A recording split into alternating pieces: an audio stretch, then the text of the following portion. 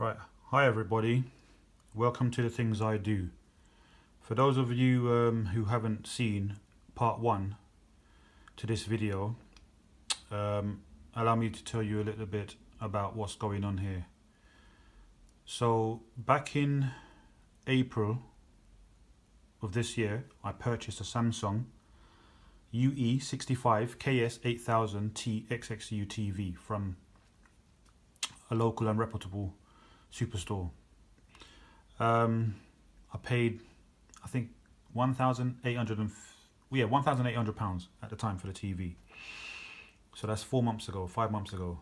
I bought the TV home, and 3 weeks after the TV being set up and being in my home, playing nicely, the TV decided to power itself off, and I couldn't actually get the TV to go back on again. So I decided, you know what, I'm going to ring Samsung, go through the procedures, and they were no help. It's happened again now. So I decided I'm going to go into it myself and see what I can find. So basically the tools that I'm using today for this task is a trim tool, screwdriver, Phillips, and obviously a multimeter. Now these items are sitting in front of my One Connect box, where you can see that there's 4 HDMI inputs and my One Connect lead, and obviously my aerial from outside and my optical cable for sound. So that having been said and shown, allow me to show you the back panel of my TV, and this board is what I'm investigating today. This is the PCB. This is what's known as the power control board. Over here you have capacitors which control input and output to the TV. Here you have connectors, housing connectors, which house these looms, these wiring looms. The ones that I'm actually interested in today is the backlight loom and housing connector, which is this going into here, and the power board input and output, which is this loom going into this housing. I'm going to demonstrate to you what my TV is actually doing. Some of you may already know because you've gone through this situation already, but you don't really understand, or you want to know just a little bit more, because I've been searching YouTube for videos on the KS range and I haven't found anything. All I've found is things like calibration settings for gaming, for this, for that, HDR, dynamic range, all sorts of things, apart from what I'm trying to explain and find out on behalf of myself and you guys who have the same problem, whether it's now or in the future. Right, so first and foremost, the PC board you can actually obtain for your TV on eBay for around £40. There is a seller located in Watford who supplies used boards from damaged stock. So basically he may be having access to TVs in certain locations that are demonstrators and the screens are damaged, and obviously he dismantles them for parts. So if you ever need a PC board, then look on eBay, tap that in the search bar, and once you see the location from Watford appears, you know that's the right guy. Fortunately, I don't know his name to hand, so I do apologize to him and to everybody else.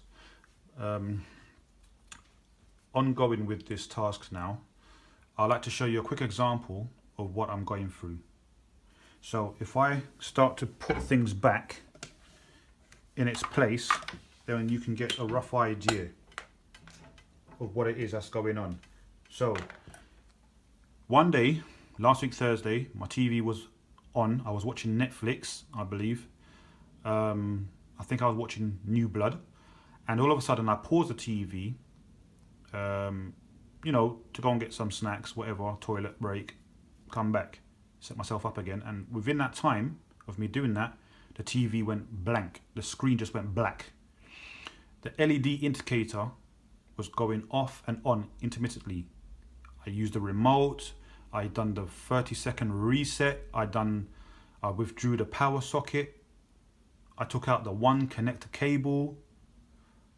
I done everything that Samsung will turn around and tell you to do. Nothing worked. So here's where I'm at now. So plug back in the outlet, and basically I will place the connectors back in the housings. So as you can see, I have no screen showing at the moment. Now hopefully when I put this connector back in, my screen should come on and stay on. So watch for the outside edges. I may have to turn the light off if it's not bright enough or visible enough for you to see. So hopefully you guys can see the edging where the lights actually come on, which is the screen, and it's actually staying on. Now, here's where it gets interesting.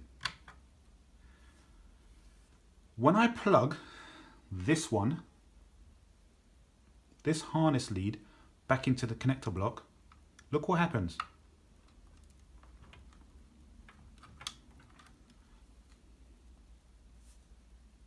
So the screen goes off.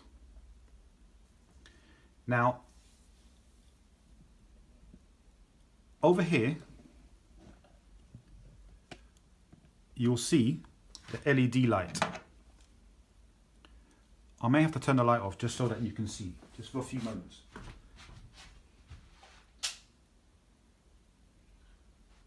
Once I press the power button below the LED light, look what happens.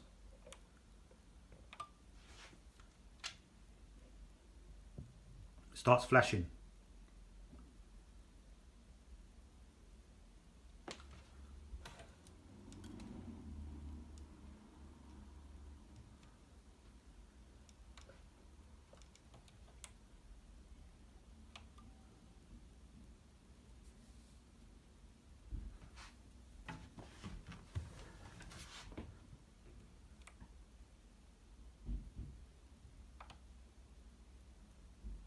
And now the TV doesn't come on whatsoever.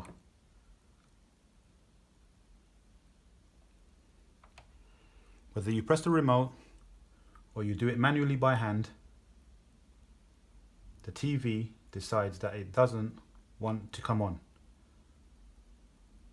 Period. Let me just put the light back on.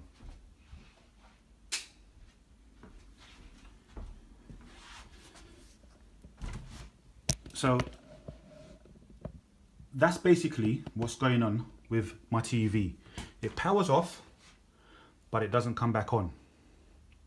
Now, I've gone to the forums and I've seen some people say, oh, well, you know, they've had the same problem and it was a grounding issue. Apparently a speaker wire, a grounded speaker wire, was trapped, and something was cutting into it. So on purpose, I've disconnected my speaker wire on both sides of the TV. But I'm going to start concentrating a little bit more on this power board. I've used the multimeter after allowing all the capacitors to discharge, and I've taken a reading. Now the reading you're supposed to get from these capacitors is 0.5.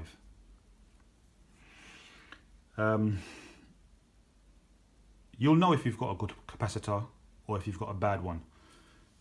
And when I say that, basically I'm going to try and see if I can zoom in to show you closer what's going on. These capacitors all show signs visibly of being in good order A bad capacitor will be blown up like a balloon, and it will either show signs of leakage, bulging, or corrosion. That's a sign of a bad capacitor. So if you saw that on your board, then you'd know that it's time to change it. You wouldn't need to do a voltmeter test, a multimeter test on there. So I've done all of that. Nothing has worked. Now, if I disconnect here, presto, the screen lights up again. Now that leaves me to believe that possibly there's a short in that wiring harness. Or even though the capacitors show signs of being in order and the readings are correct, there may be something else untoward that's going on, which I need to dive into and investigate further. Now, I like doing things the easy way because I don't like doing things twice. So what I've recommended to myself is that I'm going to purchase the PCB on eBay and do a remove and refit, just basically to satisfy my curiosity. Once that's done and I've eliminated that cause, if the problem persists, then I feel to myself that it definitely has to be a firmware problem. Now, I don't know if anybody's come across the fact that when you originally bought your TV, you may have had an update on there which was 11.60.0, and then they changed it to, I think, 11.80 point something, and then 12.01.6, and now I think it's on 12.03 point something now. Anyway, there's been 3 updates since April when I purchased my TV of this year. But apparently all 2017 Samsung models, whether it's the KS range, whether it's the MU or the UE range, well, it doesn't matter what, the whole range from 27 TVs have got a common fault. They all turn off automatically. Yeah? So if it's not your PCB or it's not your TCB, then the next best thing is you have to look at the updates, the firmware that they're actually allocating to your TV. It's going to be hard because the first time this happened, I think 24 hours later, I was lucky enough for my TV to come back on without Samsung, I believe, not doing anything.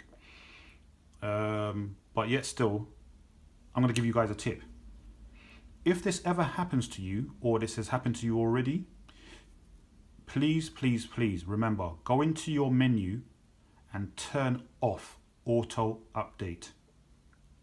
And before you consider updating your TV with the current version of software, go onto the forums or come back to my channel and I will tell you whether or not it is safe or worth you doing so, because this is a valuable lesson learned.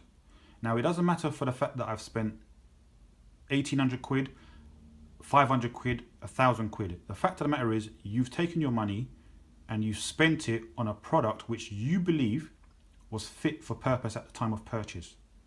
Samsung knowingly has sold their TV through outlets, retailers, with bad intention, because they know that the TV is faulty through a glitch, whether it's a bug in the patch and the software has been downloaded for your TV and your TV now is infected, or whether it's a PCB that's got faulty components because the components have come from a certain country which I'm not going to mention.